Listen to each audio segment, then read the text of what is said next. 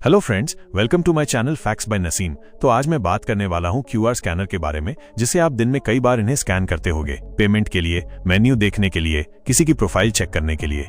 ये हमारी जिंदगी का एक आम हिस्सा बन चुके हैं। लेकिन क्या आपने कभी सोचा है कि हर क्यूआर कोड में कोनों पर ये 3 अजीब से दिखने वाले स्क्वायर क्यों होते हैं?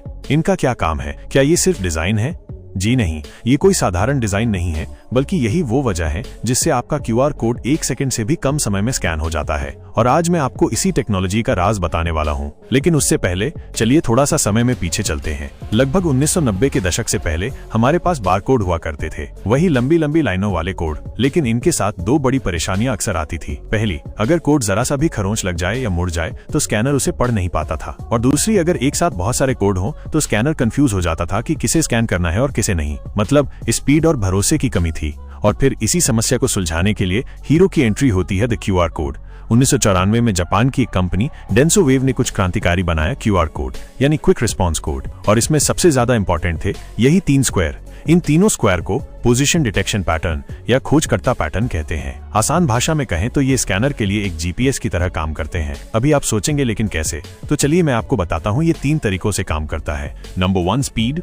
जैसे ही आप अपना कैमरा क्यूआर कोड की तरफ करते हैं, स्कैनर सबसे पहले इन 3 स्क्वायर को ढूंढता है। जैसे ही ये मिल जाते हैं, स्कैनर को तुरंत पता चल जाता है कि क्यूआर कोड कहाँ पर है। उसे पूरी इमेज को खोजने की जरूरत नहीं पड़ती। इसी वजह से स्कैनिंग बिजली की रफ्तार से होती है। पेमेंट या कोई भी स्कैनर कुछ ही सेकंड में स्कैन कर पाते हैं। Number 2, angle. आप कोड को सीधा स्कैन करें, उल्टा या किसी भी एंगल से स्कैन करें, स्कैनर को कोई फर्क नहीं पड़ता। इन 3 स्क्वायर की पोजीशन से स्कैनर तुरंत समझ जाता है कि कोड सीधा है, उल्टा है या टेढ़ा रखा है, और वो डेटा को उसी हिसाब से सही करके पढ़ लेता है। नंबर 3, सुरक्षा। और सबसे बड़ी बात, ये कोड बहुत मजबूत सुरक्षित होते हैं। इनमें एरर करेक्शन नाम की एक टेक्नोलॉजी होती है। इसका मतलब है कि अगर क्यूआर कोड का 30% हिस्सा खराब या गंदा भी हो, तब भी इन पोजिशनिंग स्क्वायर की मदद से स्कैनर बाकी बचे हुए डेटा से पूरी जानकारी निकाल सकता है। लेकिन रुकिए, कहानी अभी खत्म नहीं हुई। शायद आपने देखा नहीं होगा, लेकिन अगर आप बहुत ध्यान से देखेंगे तो ज्यादातर क्यूआर कोड में एक और चौथा छोटा स्क्वायर भी होता है। इसे अलाइनमेंट पैटर्न कहते हैं। इसका काम तब आता है जब क्यूआर कोड किसी सीधी सतह पर न होकर किसी और जगह, जैसे किसी बोतल या कप पर। ये छोटा स्क्वायर स्कैनर को बताता है कि कोड की सतह सीधी है या मुड़ी हुई, और वो अपने ग्रिड को एडजस्ट करके डेटा को सही सही पढ़ लेता है।